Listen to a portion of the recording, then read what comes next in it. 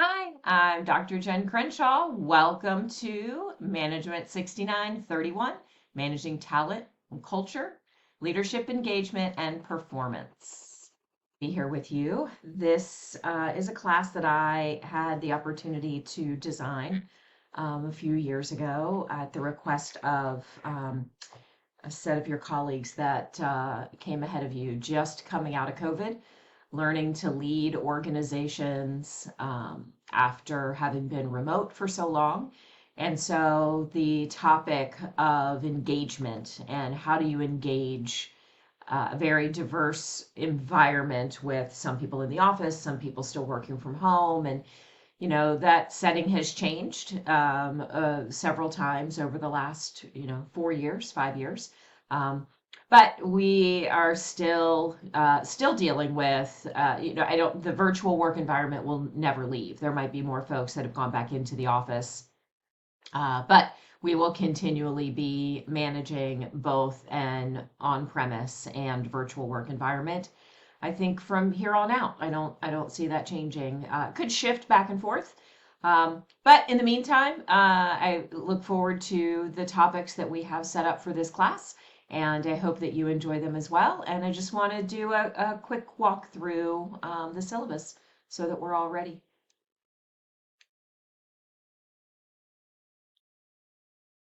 All right. So, as I said, I'm Dr. Jen Crenshaw. I studied and received my bachelor's in human resource management with a minor in family studies. Went to Messiah College, which is now called Messiah University, and that's up in South Central Pennsylvania. Then went on to get a master's in human resources development from Villanova University, just outside of Philadelphia. And then just a couple of years ago, finished my doctorate in business administration. Very proud to have graduated from the executive business administration program at Georgia State University. If you ever consider getting a doctorate in business administration, highly recommend Georgia's program. I think they do a great job. And currently serve as the Chief People Officer at Guidelight Health. This is my fourth role as a Chief People Officer in startup organizations. I love the startup world, and so you'll hear that come out in my background quite often. Currently still have a strong interest in research in the areas of belonging. How do we create belonging in our work environments, in our cultures that cause people to really feel like they can be their authentic self in the work environment? And career transition. I wrote my doctoral dissertation on career transition for Army veterans going back into the civilian workforce. And I'm still very involved in veteran services, even now, many years after having finished my dissertation. My husband is a 22-year Army combat vet, and he runs a nonprofit, Nautical Salute, and we provide services to veterans. And so that is also a big part of my time commitment in life. All right, so this gives me an opportunity to show you a little bit about me. So this is my husband Sean, my is the Army vet I was just talking about. Our son Colby and his wife Maggie, and then down here in the corner, our daughter Kayla, her husband Dylan, and our grandchildren Kendall and Upton.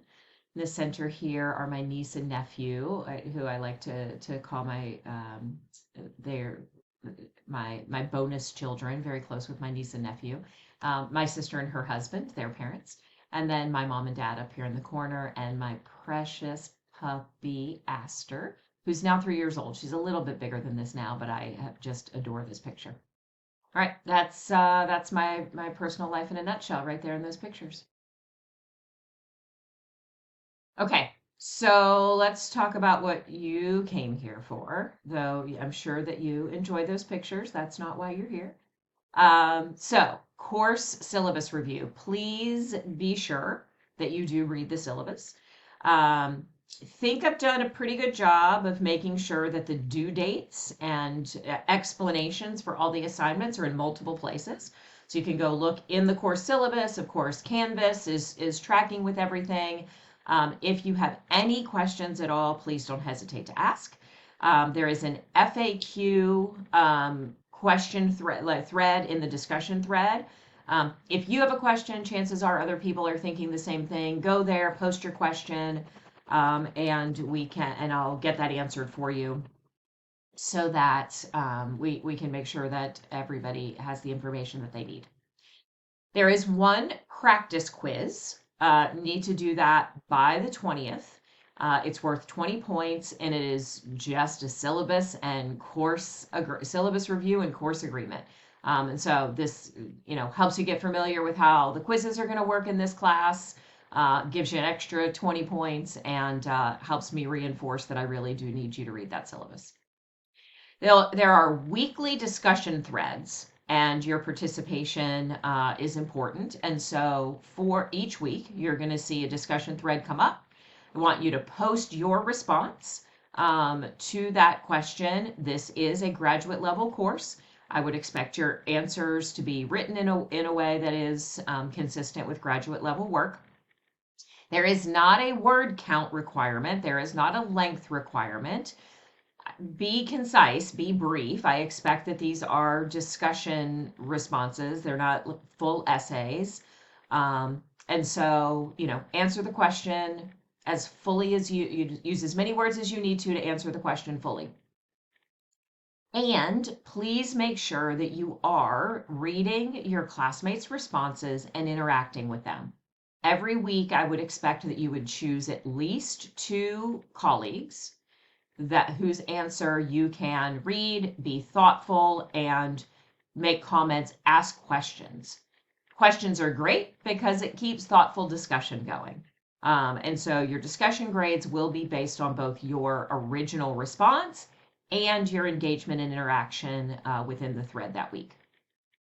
There will be 3 reading quizzes throughout the course. The first one's due March 29th. There's a second one April 6th, and a third one April the 12th.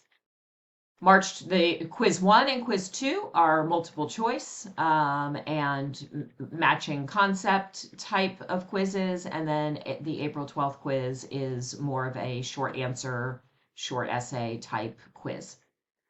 Each quiz is worth 100 points.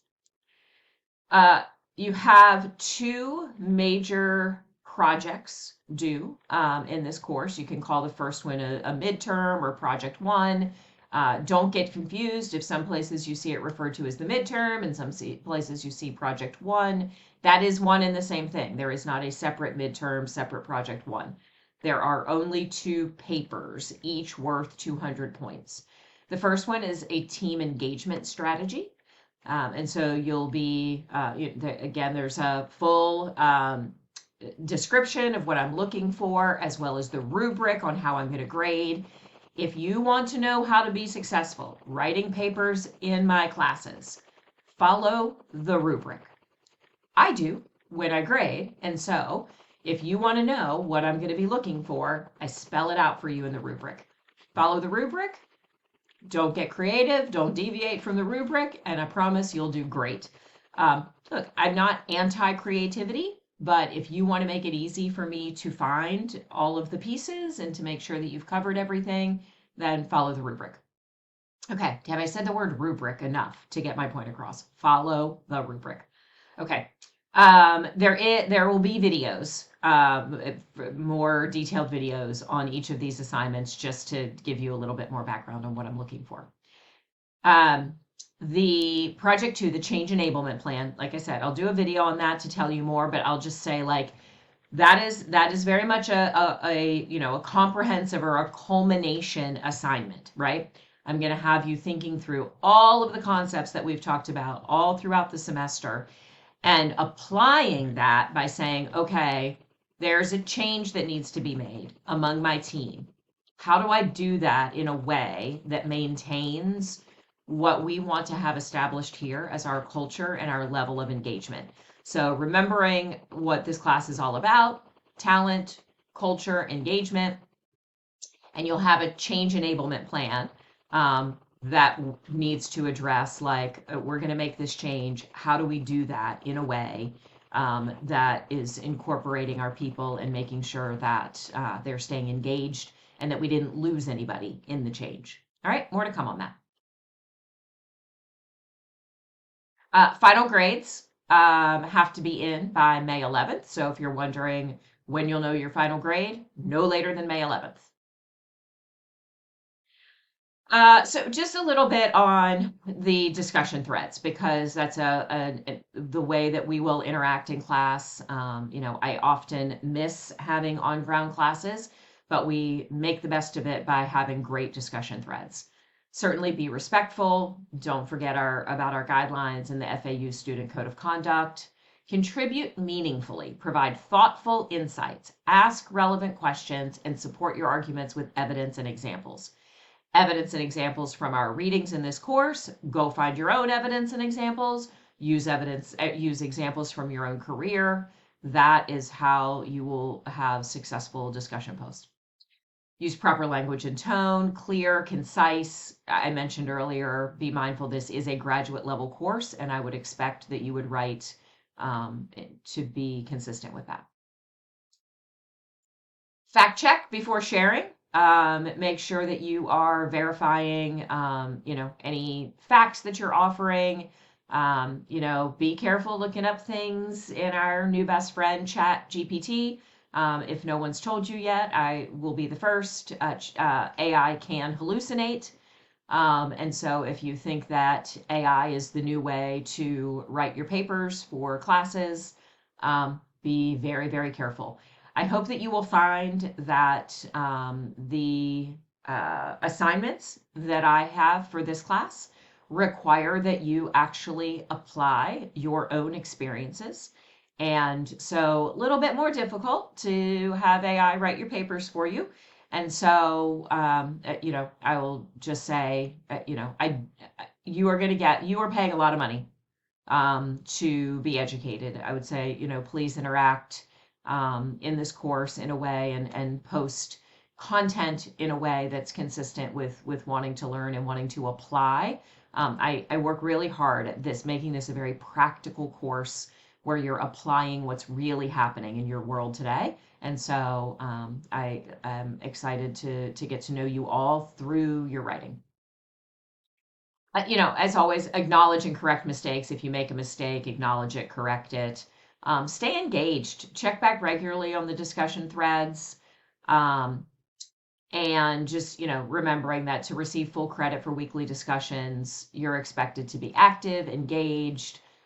What does that look like? 3 to 5 posts per week is a good minimum to follow. I do not have a specific rubric for the discussion threads. I want them to be organic. I want you to be authentic and stay really curious and learn from each other. There's so much wealth in this course, learning from each other. All right. Preparing for your reading quizzes. Read the reading assignments. These quizzes are absolutely open book. You can look for the answers, right? I'm not trying to trip you up. Questions are based on the author's perspective. So if you haven't read the book, it's going to be really hard to be successful with the quizzes or the articles, book or articles. First quiz is on a couple of articles. And then follow basic quiz and test taking success tips, right? Team engagement and change enablement strategy. I mentioned this a little bit earlier. Follow the rubrics. Have I said that enough? I do when I'm grading. Remember to apply all the concepts from this course and its relevant materials. Submit on time. You don't want to lose points just for being late. All right, that's it. That is who I am, what we're doing, and I'm excited. So again, one of the first assignments is go in and make your own welcome video, your own intro video. I look forward to meeting you all there. And thanks so much, and have a great day.